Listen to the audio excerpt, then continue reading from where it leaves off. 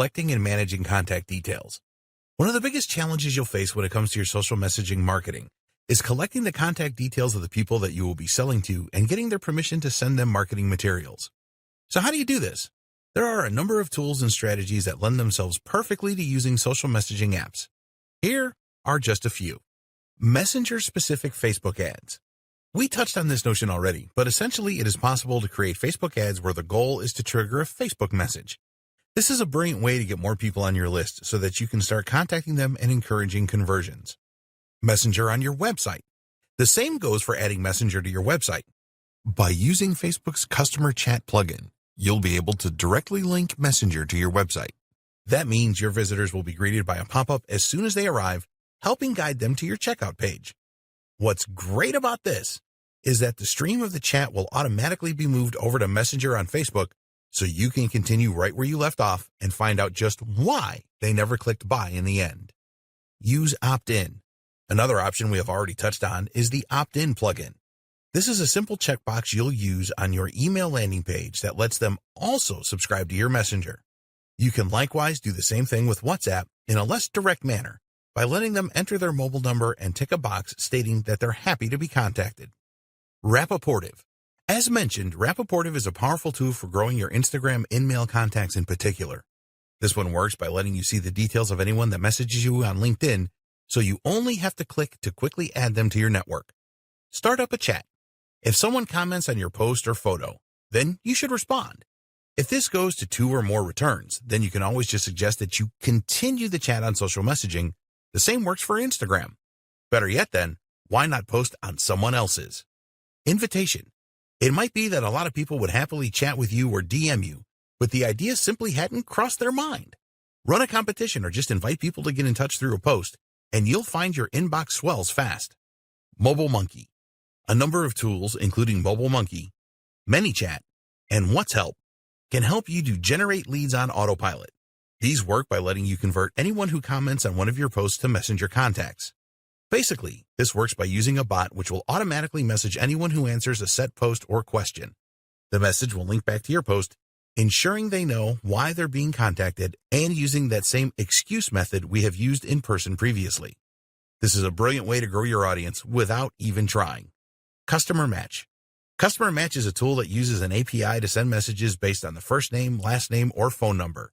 If it finds a match, a person who is on your list but isn't also on your Facebook Messenger, then it will send a request for them to opt in. Best practices for building relationships and making sales. How successful you are when you message someone on a social messaging app will come down partly to how you conduct yourself and your communication skills. Keep in mind that you are messaging someone through a platform that is ostensibly meant for friends and family, and that they may take offense at this. This is a delicate line to walk then, and you need to be careful about how you phrase your messages in order to get the best response. Use their name and be personal.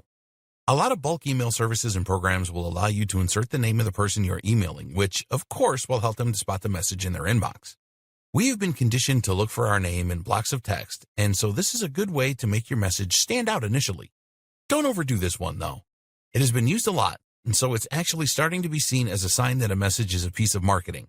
"Hey, John," is a subject line that John is seen too often, so use it subtly and creatively. Using their title or mentioning something about them like the website they own can be more effective, for instance. The same goes for your social messaging. Try to refer to the individual by name to demonstrate that you are not just sending out large amounts of spam content without giving any thought to who is on the receiving end. Another tip in this same vein is to try and do your research where possible. If someone messages you on Facebook through your page, you can view their profile in order to get an idea of who they are and what their interests might be. Involve them. Using the recipient's name or details is one way to make them feel involved and make them assume that the message is actually relevant to them. There are other ways to involve them, though, too, and all of these can be equally as powerful, if not more so. One method, for instance, is to ask for advice. If your message says something like, "Could you please help me come up with some ideas?" then you'll find you get a surprising number of readers. People love being asked for help or advice. We're all narcissists deep down. But more to the point, this is the kind of strategy that we're not used to seeing from businesses, and that makes it pique our interest more. Be honest. Another strategy is just to be honest, but to set yourself apart. People are pretty savvy and desensitized these days when it comes to things like email marketing or social messaging, So rather than trying to get in under their radar, why not just say, I have something great to offer and I think you should take a look. It's refreshing, it's honest, and when they do click on the link to open it, they're going to be much more open to whatever you're selling than they would be if they felt they had been tricked. Likewise, when someone signs up to your messenger, make sure they do so under no false pretenses. You intend on selling to them, then say that. Cold sales. Every now and then, you might decide you want to try messaging a potential lead cold. That means that they have not given you any explicit or implicit permission to message, and you are not in any way continuing a conversation or answering something they sent. When doing this, it is still important to ensure that you have permission to contact the individual and that they are genuinely engaged and interested in your brand. It's also important to keep your message short, brief, and to the point. Start with a phrase like, as a loyal customer, or thank you for liking our page. This can help to get the conversation off on the right foot and can help to explain away the message out of the blue a little. You should still keep your messages extremely short and should aim to ask one question in them. This way, you will get them to engage. That question should be something interesting, and it should be something that they can answer quickly with a yes or no answer. Interestingly, you may have more luck if you try to get them to answer no rather than yes. This is because we are asked to say yes to marketing messages too often and have become desensitized. Answering no feels different and makes us sit up and take notice. For example, asking, can you spare a moment? Is less likely to be successful than asking, are you busy right now? Internal uses, providing services, and more. There are countless more powerful ways that you can use social messaging in your business. Let's touch on just a few. Making the call. While using social messaging apps is very powerful when you type, they can be even more powerful when used to discuss something face-to-face over a video call. This way, you can persuade with your gestures, your tone of voice, and your physical demonstrations. It's much harder to say no to someone's face, and it's much easier to feel you trust someone that you can actually see. Networking and finding business partners. One particularly good reason to make a call via Facebook or Skype more possible is that you can network. While a customer or a client might be reluctant to let you call them before you do business, you'll likely find that a fellow business owner or marketer is much more likely to see this as a normal activity and therefore to actually respond to your requests. This makes it ideal for influencer marketing then, or for finding a partner that can help you take your business further. The best part is that a lot of influencers and marketers aren't used to being messaged on Facebook or Instagram, and so this is more likely to get opened than a message by email. If you then start up a call, you'll find you can build a much longer-lasting and more impactful relationship. Providing your service. Another option that you might not have considered is using Messenger or WhatsApp in order to actually provide the service. This is the product then, and so it's also the perfect place to market it. An example of this might be to sell some kind of course or training program that consists of sequenced messages through Facebook. Or alternatively, maybe you provide free consultation, coaching, or fitness training via WhatsApp. You can also enhance your current service by adding a chat functionality.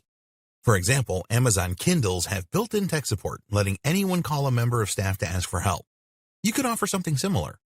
Or if you provide coaching face-to-face, then you could also supply some aftercare in the form of WhatsApp messages for a set number of interactions. Internal uses.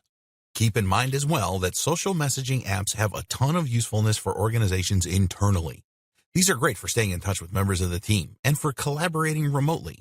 You can use tools like Slack for this, or even just stick with Facebook Messenger and WhatsApp. Group chat. You can even use social messaging apps in order to sell to larger groups by creating a group chat. Of course, this is one way to more quickly market to a bigger audience, though you'll find this strategy can turn people off and cause them to leave your chat and then unsubscribe. One way to prevent this is to make the message group a kind of VIP and very selective group that your audience will be excited to be a part of, especially if you offer freebies and advice. You can likewise use group chat when trying to sell something to a larger group. Perhaps you might have several managers from a business in here, for example, and that way you increase your chances of a positive outcome. Customer service. You can use social messaging to provide aftercare and support for a wide range of different products and services, thereby ensuring that your support lasts long after the transaction has gone through. This can also help to boost your reviews and gain more repeat business. Conclusions and closing comments. As you can see then, there are countless uses for social messaging apps for marketing and for business in general. I hope that this training has helped to open your eyes to some of those and to think outside the box with the way you use this tool. I hope it has also demonstrated to you just how powerful this tool is and why it absolutely deserves a place in your arsenal. Now you know how to build an audience, message them for the highest chances of success, and use apps and tools to get more out of the strategy. But ultimately, it comes down to good old-fashioned conversation. It's a lost art in the world of internet marketing. If you're among the first to bring it back, then you are almost guaranteed success.